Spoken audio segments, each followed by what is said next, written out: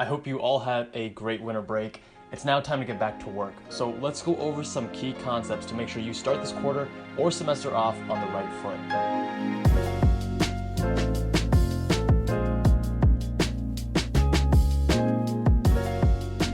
What's going on, guys? This is Jay from medschoolinsiders.com. First, it's important to do some reflection on last semester. Did things work out for you in the way you planned? Were you able to achieve your academic goals, your health and fitness goals, personal goals? If not, it's time to sit down and assess what did and did not work for you. Telling yourself that you will just try harder will only set you up to fail. Instead, you should work to create a new plan and set of habits to bring you closer to your goals. Now, reflection doesn't just mean figuring out what did not work. Also look at what things did work for you. Did you try a new study style or flashcard system? And if so, do you think it helped improve your grades? If studying right before bed helped your retention rates, keep doing that. If you tried some of my tips on sleeping that increased your productivity, stick with them. As it is the new year, I know a lot of you have set up some New Year's resolutions. I went over my thoughts on discipline and New Year's resolutions in this video above. In short, most resolutions are doomed to fail because they are created out of these brief moments of inspiration. Making New Year's resolutions requires almost no action. The simple thought of intending to eat healthier gives us instant gratification, makes us feel good, and we don't actually go carry out the tasks required. Now, this tendency can be attributed to affective forecasting, where we use the current moment to predict how we will feel in the future. So when we make these New Year's resolutions, we feel good in the moment, and we predict that we're going to feel good about it in the future. But when you actually go work towards it, those actions don't make you feel as good as you expected, and so you put it off. Procrastination is something we all have dealt with. Therefore, choosing discipline and habit over choices is what will allow you to actually make the changes that you want. If you haven't already, check out The Power of Habit by Charles Duhigg. Link is in the description below. One key message from this book is that changing a habit is easiest during large life events. While a new semester or a new quarter isn't necessarily a significant life event, it's a great opportunity to start with a clean slate and redefine your habits. Let's jump to some concrete examples. First, preparation is key. Before your first day of class, go through each class and organize details about lecture schedule, assignment due dates, and exams. I personally use Google Calendar for scheduling and Google Tasks for reminders. On Google Calendar, I had one calendar just for classes and a separate one just for exams. This allowed me to set up automatic reminders for my exam calendar about 1 week out, then 2 days out, etc. So every time an exam was approaching, I was given these regular reminders.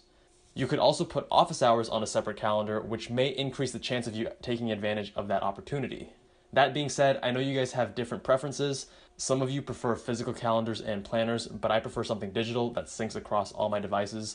Leave a comment below on what works for you so that others can learn from your experiences as well. Next, make sure you have all of your materials prepared ahead of time. Know which textbooks and other materials you need ahead of class. Some required textbooks aren't actually that necessary, but others are crucial to your success. It's a tricky balance because you also don't want to wait too long to get the important books and subsequently fall behind. On a college budget, you may opt for ordering books online versus going to the student store to save some cash. In these instances, keep in mind that shipping the book takes a couple of days, even with Amazon Prime. Ask people who have already taken the class for what is necessary and what you can do without. You can also order your books ahead of time with Amazon and return the books you don't use if you decide against them. Careful though, because third-party sellers may have more stringent return policies. Now, you should also be talking to others in the class.